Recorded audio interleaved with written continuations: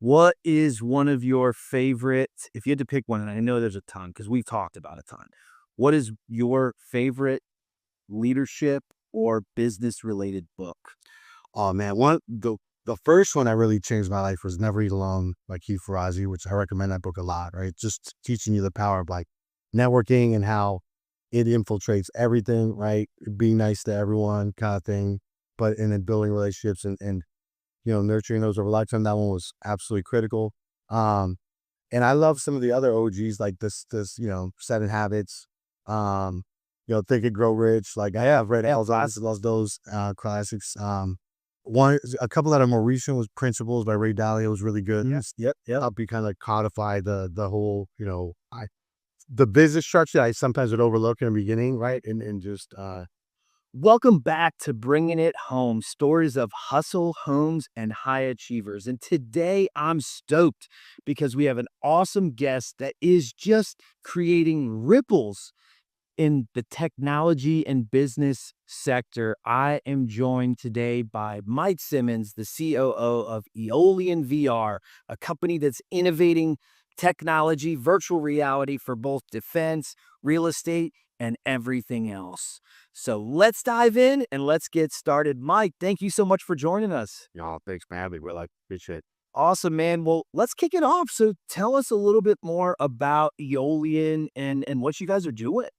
Yeah, so we do, we have a patented application platform that we kind of built everything else off from. We love the AR VR space, the technology and what it could be. Of course, AI and machine learning as well. And so, we built a platform, a base layer that was built to be, we started this like 8 years ago. So we built it to be modular, to be flexible, to be adjustable based on, who's going to win, right? Like one thing about early technology is who starts off isn't always the end all be all, right? Like Nokia phones or Motorola or BlackBerry, right? So Right.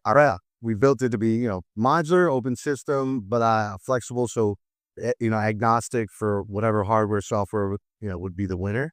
And that's proven to be really, not to toot our own home, but a little bit of a brilliant way to do it initially, because Yeah. as companies like Magic Leap and Microsoft and Apple have kind of come in and out of the space, it's been really beneficial.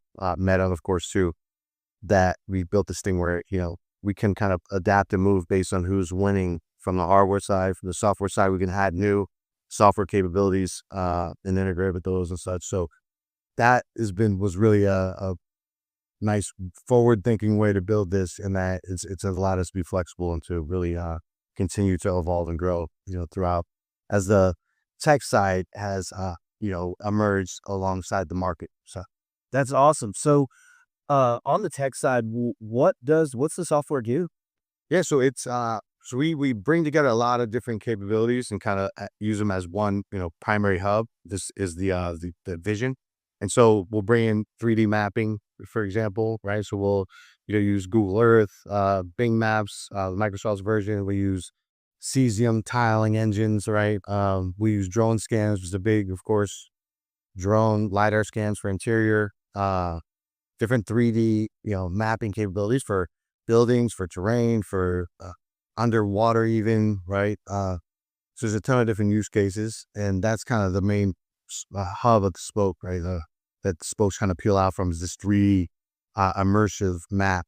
And then, from there we have different capabilities. We'll have live data tracking, so we'll bring in satellite data or ship data or plane data, different, weather data and things like that to kind of augment and bring this space to life and kind of, tell a story, both, historically as well as, chart a course for the future, right? And then we work with things like TAC for the government, which is something they use on the defense and police side and fire side, and all those different kind of federal on down to state and local law enforcement, defense. All those guys use this thing called TAC, and so we interface with that, integrate with that data, integrate with other companies like Anduril and some of their technology, Microsoft, even working on, Apple as well. And so we really bring in a variety of different data sources, and, we bring in a ton of nodes as well. We have something we call mission planning for defense side. will have, you can ingest every plane, train, automobile you could think of, as well as kind of data related to that. And you can really start to, like I said, chart a course forward from a mission planning and, command and control perspective, where you can kind of build this robust future scenario and then augment it with, like I said, real world data, with historical data, where not just where the train or the plane is going, so usually where it came from, all the data that's, submitted and such, and trying to like get the 30-second view of like, oh yeah, it's the massive stuff that we put into one place to make it, to basically take all the confusing data and information and make it digestible and usable, and reduce cognitive load and enhance situational awareness. Those kind of two things are like the objective for what we're building. Okay. So whether it's real estate, whether you're, a special forces team planning a mission, flood, right? We just had this huge flood in Texas, Terrible. disaster response, right? So you're taking these drone scans or maps and you're bringing them to life in augmented reality or virtual reality. Yeah, absolutely. And with the flood being one, hurricanes are common. Obviously, we're based out of the southeast, and so hurricanes are common here, even tornadoes and such. So from that side, we'll from the disaster response, search and rescue, all that, right? We'll basically can map an area. Of course, we'll use satellite data from the area before, be able to do a drone scan. So things like route planning, right? So, first responders and, those doing search and rescue, those, even the logistics, right, of bringing the resources and the materials and food and, fuel, all those kind of things, right? Can visualize what roads are clear, which roads are closed, due to trees falling or still flooded, right? They can identify anomalies at this, we're working on even adding AI where, you can identify anomalies in the map data to potentially identify where survivors might be, right? Or might be, oh, I'm hidden, right? Where I can see people. Yeah. So, it's still relatively early, but, it's getting there. It's getting really good, right? So, for example, there's usually like a HQ camp setup. That's kind of the main hub. And so being able to have this data and see these, maps digitally in 3D and be able to use that as a, back to that command and control element, has been proven to be really powerful. And so, it sucks when tragedies like this happen, but, hopefully we're able to help at least improve, outcomes and reduce casualties a little bit, just by being able to get a little bit more information out there, and, help them be able to prepare and, think about resource planning and, identify the areas they should really target first and such, and augment what the brave men and women are doing when they're, Yeah, not, that could be huge. It saves lives, man. So you're in the tech space and really thriving on the forefront of technology, but did you always want to go in the tech sector? Have you always been in the tech sector? well, now, I'm at the end of the day, I'm an entrepreneur, right? And so I like to identify problems and solve problems, right? So there's a variety of ways of doing that. I still have my business consulting company, Wemzig. I still up, ownership stake and involved in a solar company called Lumen Power. And so I'm still doing other things, right, as well, that, again, looking for problems and trying to help solve them. Obviously business operations at scaling has been one of the problems as old as time. And people are still, especially with AI coming in, some, that's been an interesting angle. Solar, renewable energy, stuff like that, I think is critical, especially as AI has gotten up the world from energy side. I think it's going to continue to be more and more relevant and useful. Um, you identify a variety of different ways. But technology's kind of ended up becoming a through line, so to speak, for my career. When I started working for an accounting firm right out of college, and did that for 10 years or so. Part of my job though was, I was in marketing business development department itself. It was building CRM programs, for example, building websites, things like that. So that's kind of where I started from. I taught myself a lot of this stuff. And then since then it's kind of broadened out, and now I'm all in on, right, the future of technology and AI and everything. I'm like, I've got subscriptions to every single, ChatGPT, Gemini, all of this. I'm playing around with that all the time, just because I think it's still barely scratched the surface on how much it's Yeah. rocked the world. I mean, we use it all the time. Right? It's incredible, and useful, and like, again, I think, a lot of people are either won't touch it because they don't think it's useful enough yet, or they're reluctant, or they fear change, whatever. I've been pushing new technology since I was 18. well, literally 22 out of college where even at the accounting firm, no one wanted to use CRM. Like they would have all use Salesforce. They're like, oh, this takes too much time. It's too inefficient, et cetera. Despite countless data points and, Right. evidence to the contrary of how beneficial it is, where, we have a set amount of memory in our head, right? And Right. Well, that there's just step one. Step one is like you need a database. oh, but you'd be surprised, man. The pushback I got for like 10 years, and I'd end up having to do most of it for people. So I'd try to find ways to automate it. And, I'm setting everyone up, asking for updates on, I have, did this deal close it or not? Yeah. And this was 10 years ago, even, right? People were so reluctant to use CRM. So I've always been kind of pushing the envelope of like, you need to just get over it and just embrace it. And if it doesn't work, it doesn't work. But Yeah. you can't stick your head in the sand, right? Or else you risk getting left behind. And this is one of those things where it truly is like, You need to embrace you it. need to embrace it. At least a little bit. Yeah. So for anybody that's watching this, maybe they have an idea, maybe it's maybe it's not, maybe they have this yearning to be an entrepreneur. What would you say along your entrepreneurial journey? What would you say would be the big driving force for you to continue to push even when, those valleys, right? It's not all mountaintops. They're just valleys in every business venture, right? It's a roller coaster as an entrepreneur. So what would you say really keeps pushing you forward? What motivates you? Yeah, man. Well, it's a complicated question. It's like, I sometimes wonder myself, man, but there's probably a lot more valleys than mountaintops as well. And like one thing that I have that not necessarily everyone has, and again can be a good and a bad thing, is like a psychotic level of risk tolerance. Like, I'm willing to bet on myself in ways a lot of people aren't quite comfortable. Yeah. Mostly it's played out and worked out, but again, not always. I tend to I also have a short and a long memory both in the sense of like, even after, a loss that seems like the end of the world at the time, the next day, I kind of, I have like a 24-hour Russian mourning period, right? Or like the rule that, or fights or arguments, whatever, you got to move on and keep, take another step forward the next day, no matter what setback. It seems like it's world ending at the time, but it never is, right? The sun rises the next day. And you got to kind of continue to try new things, continue to do it with enthusiasm, right? I think one thing that both of us have is a positive attitude, which sounds so cliche, like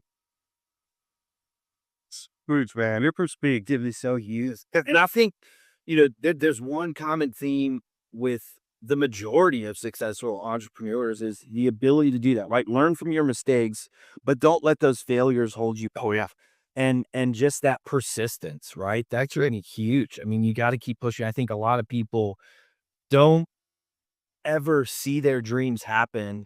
Some don't even start, which I mean that's a different problem, but they don't get to that point because of that reason, right? They Oh yeah. they can't keep pushing through it. And just that ability to keep going. And I heard a story that I'll share quick that always is in the back of my mind because it was powerful. I heard, and this is like a defense related thing, but it applies to everything in life, right? Uh, and I can't remember the exact training exercise that this is a part of, but really think of it like not it wasn't buds or anything like that for news here, but it was I can't maybe it's rangers, but essentially you're kind of given this impossible task. You're put out in the middle of the woods, right? You're given a compass and a few like kind of key pieces of data and resources to leverage to be able to find your way to a certain place, right? And that's like the finish line. And it's one of those impossible tasks that they put you through where and has like one of the final markers of passing the training or not, right? And at the end of it, right, like you're all kind of sitting around the finish line, or whoever's made it so far, you're essentially given one more task, right? And it seems like you're exhausted, you're spent, you got nothing left to give, right? You're like literally, and you finally, when you take that deep breath moment in your body, like, Yeah, really. those win long losses, yeah, you're given this next assignment that seems like impossible and daunting, right? And essentially the task, pass or fail is do you take a step, you get up, take a step to do it. If you do, you succeed. And most guys, it's not most, but a lot of the guys, it's like too much to bear. They can't handle it. They quit. They're like, screw it, I'm out. I can't take it. All that had to, all they had to do was it was this gesture. But yeah, one more step. And I found that to be so applicable in life and everything, right? It's just like Yeah. even when you've got nothing left to give, taking that one more step. When you mostly lose pass, fail, win, lose, successful, regret. That's usually what it comes down to. One more step. One more try. Yeah. And that's another thing I like just in terms of what's is being resourceful, man. I think being resourceful is critical, right? Like finding a way, being creative. That's going back to the AI stuff, right? Yeah. If you're considering being an entrepreneur, so many tools that you can use from AI, like, just to test the market, to look at your competitors, right? I mean, in Writing an email. write an email, man, in 1 hour, you could Yeah. do data that took, weeks before and just to validate an idea, right? Or give you different ways to approach. Yeah, I mean, creating a business plan, creating a marketing plan. I mean, you can use it for so many different things. Oh yeah, finding ways to get funding, finding target markets and customer lists, and I mean, it's the resources now. I mean, I don't say give you no excuse because starting a business is hard as heck, and like Yeah, one of the hardest things I've ever done by far, next to being a parent, is but like. So I will say it doesn't give you every reason, but like at least you can do a lot more validation before you take the leap than you used to be able to, right? Where a lot of what I did was making dumb mistakes over and over oh, yeah. and just learning from the hardware. Now you can at least cut down some of that before you're burning cash and time and all that, at least get a head start with if it's meant for you or not, right? Makes sense. All right, so you're the COO, so you're the one that really makes this vision come together and stay alive. What do you think is one of the biggest lessons you've learned in terms of leadership, at your role as the COO and Eolian? Yeah. So I think everything at the end of the day comes down to people. Like, there's much as we're in technology business and like that's the industry, and that's really what the thing that gets talked about so often.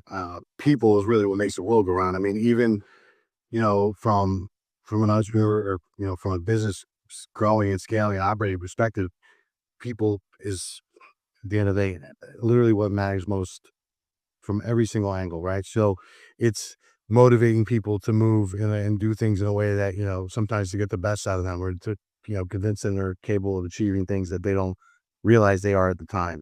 It's finding the things that motivate them and that, that they care about deeply. And not to say manipulating, obviously, by any means, but like leveraging those things to really, craft your message and how you speak to people, how you interact with them. So getting people to act is and compelling them to do something that is critical as part of that goes every single area of business, right? Whether that's HR, whether that's accounting and finance, whether that's operations, engineering, right? So that's kind of one thing I find is in my role as being one of the most important things is understand people, caring and also caring deeply about them and what it's not just being selfish of like accomplish my goal. It's how do we do this together? How do we mutually benefit each other? How do we whether it's an investor or whether it's a client or a prospect or again whether it's an employee, doing this in a way that's empathetic and I find that as a CEO, obviously implementing systems and project management and and automation, the normal, those are critical. But what makes all that stuff move is people. And so I find being a people person is absolutely critical. And like I said, I'm always working on. I'm still to this day reading articles on how to be a better leader, how to be a better manager, how to delegate better, how to, I'm still reading books on this stuff, still learning, still asking mentors, what they would do in a situation. Like I find that's another piece is being a lifelong learner. Like to this day, I'm still reading, asking, observing, right, forever, and I always will be. Yeah, and learning new techniques of how to just improve in all these areas, right? Because and then just try to be better myself, right? At the end of the day, I realize I've done a lot of cool stuff, but I've also not done nearly the level of stuff I want to and accomplish the things I want to yet. So I still got a long way to go. Other people have, so I try to maintain a sense of humility and along the way as well, and realizing that I still have a long way to go. I try to drink my own Kool-Aid too much and realize like there's always ways I can improve, and I think that goes a long way when other people seeing you reading books, about leadership and all that. It gives them a sense of, almost like empathy as well, right? To know that you're still trying to get better and you're not, this. Not staying stagnant or complacent. Right. Yeah. Or like, they know that I'm not, if I have a bad habit, for example, they know I'm working on it or I'm good at, and that goes a long way with people, right? To, yeah, give and take. They know I'm working on it or well, how identified it. And I think it really, creates a real person, right? I Yeah. mean, Yes. especially a lot of times watching it to that stand up executive position, people think that all you do is make decisions and send emails. And the reality is at the end of the day, whether you have a company that's doing 500,000 or you have a company that's doing 500 million, the C-level executives, they're still people. And having that empathy and having that real approach, I think, is everything. I mean, that's Mhm. part of the most successful companies and most successful people that I know have that ability because burning bridges, tearing people down, I mean, that might get you ahead today, but at some point Yeah. it's gonna come back Yeah. to bite you. Yeah. For sure. Yeah. And we've all got flaws. We're all trying to get better. Yeah, I really why I not everyone. Most people want to look perfect, and like Yeah. it's just not the case. Yeah, Fran, I like you. Am I right? Social media, it's like you watch a Tom Brady roast, right? I mean, the dude is Mr. Perfect, and he's stuck it absolutely roasted because we all have flaws, right? So we all got those things, and I think about that. It's a good reminder, right? Because like we all look perfect, be perfect, I perfect, Sarah, but like even Brady's getting roasted. Like, so there's something silly and stupid about all of us. Like, we shouldn't take ourselves that seriously, right? I think that goes a long way when people see, you have that approach. It means a lot, Yeah. right? That you can connect, on a deeper level. I love it. I love it. So we talked a little bit about, perseverance. We talked a lot about empathy and leadership. How do you, or I guess if you could share a trick, tip, or something you've learned along the way that really helps you keep the team aligned and focused on the central mission, what would you say? I think being almost, being redundant, being, in terms of what the mission is, regurgitating as often as possible, keeping it central, right? The core values and tenets of the company or even kind of what this subgroup or this sub department is kind of tasked with is critical, right? And you know, it's almost counterintuitive because you want to keep things new and fresh, one perspective. At the same time, keeping that core mission top of mind always, it helps when because this happens to me still to this day. I get overwhelmed with a million different things that are urgent and important, right? I try and use the Eisenhower matrix and like I said before, I've learned and tried every tip and trick in the book, and my UI urgent and important list is always longer than all the other ones by far. Yeah. And so I think trying to, really keep a few kind of key top level goals of like, this is the objective, and then breaking it down by time, right? So it's like, obviously those are different for this quarter than they are for the year or for 5 years or 10 years, right? So, you kind of had your mission and vision, like that long term area fixed. Yeah. And then you kind of break that down into how do we get there is, you kind of break it down into more bite-sized, SMART goals, or whatever, to use another, cliche Yeah. Yeah. technique, which again is also, Hey, it works. it works exactly. What are we doing this top of this quarter? What are we doing, even this month, even down to this week and this day? Like I've gotten, to the point where even this day of like this is my top one, two, three things that I need to achieve this day that are like deal breakers. Um, I just do the same for the week. It's another cliche that is like so critical and it's almost like overlooked now because it's been said is like, the 5 Ps, like prior planning prevents poor performance. Like I even heard that again recently and I'm like, man, I sometimes forget that simple little trick that like is so effective and it makes such a big difference because in the beginning, when you're an entrepreneur, a lot of times you're winging it. You wear, yeah, maybe hats. You have to. Yes, you have to. Sense. This If you wait the perfect plan, you're never gonna get started. exactly. That's the other thing, right? Done is better than perfect. I've heard that one a lot too.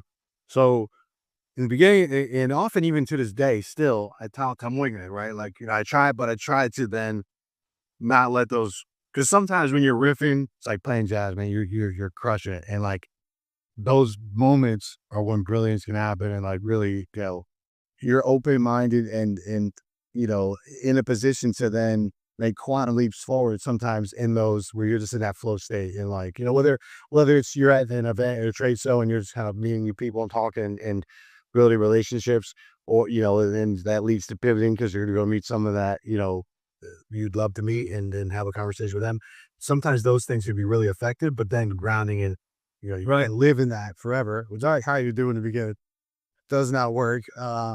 You can't live in that moment forever. You gotta I'm ground it. prepared to, when I became a parent, right? Exactly. Before I had kids, I could do whatever I want. I didn't really have to plan much, or I could be spontaneous.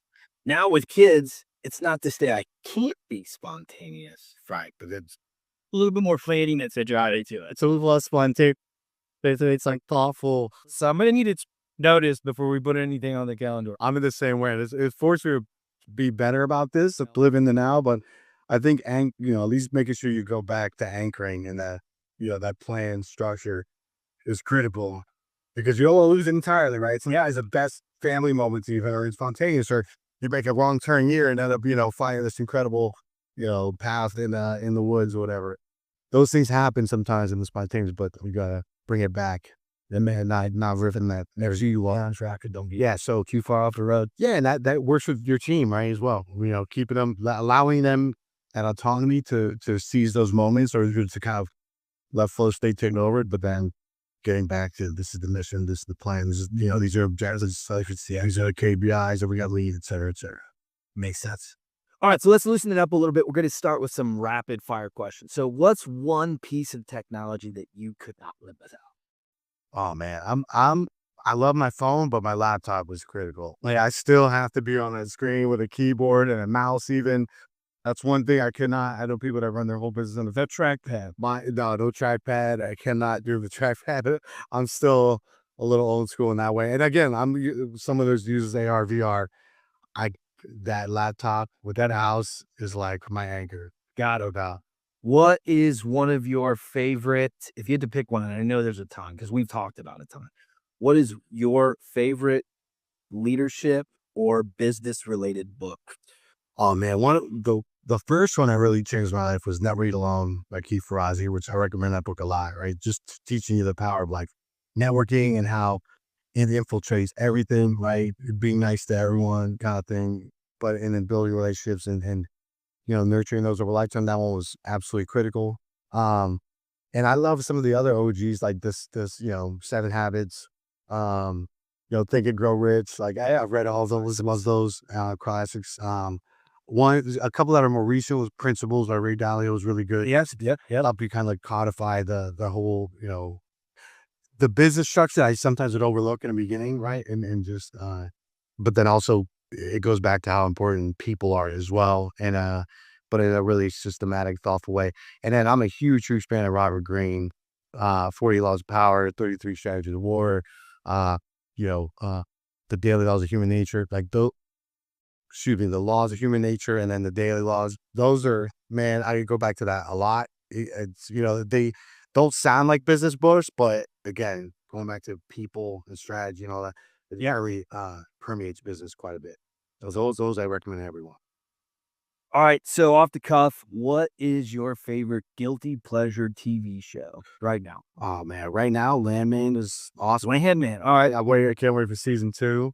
Uh, Man, there's so many good ones too. Dude, I'm on that research train. Oh, I love Reacher. I really love seen all the Reachers, seen all the who's the other guys? Jack Ryan, Jack Ryan. You see how just love those shows or hit that action in there for sure. I'll hit it right. I've seen all of those, every single one of them, and I hope there's another season of Reacher. I think Jack Ryan's done, but Yeah. Well, those are some of we could hope for the best. right? But yeah, there's so many good ones now too, especially related to life and business. And Yeah.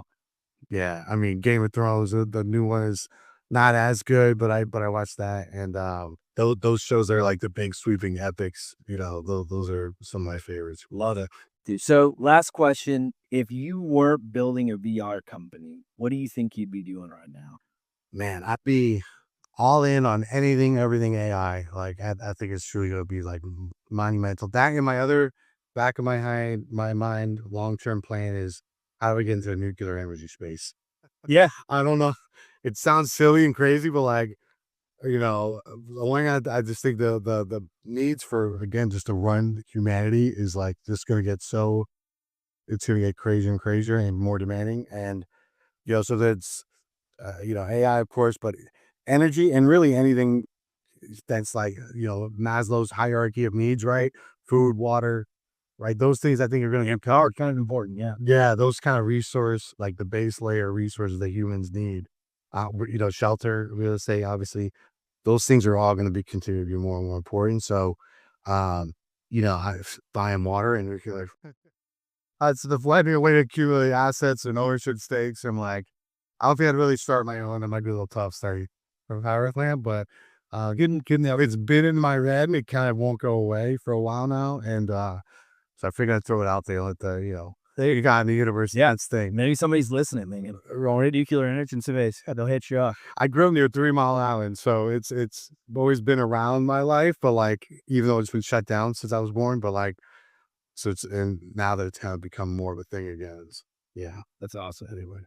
Well, awesome, man. Mike, I greatly appreciate it. Thanks for joining us. Share your insights on business, kind of what motivates you. Hopefully, you guys got some tips and tricks. Take some things away. Don't forget, if you like this content, go ahead and hit that like button, subscribe to my channel, and keep a watch for our next episode where we're going over all things hustle, homes, and high achievers.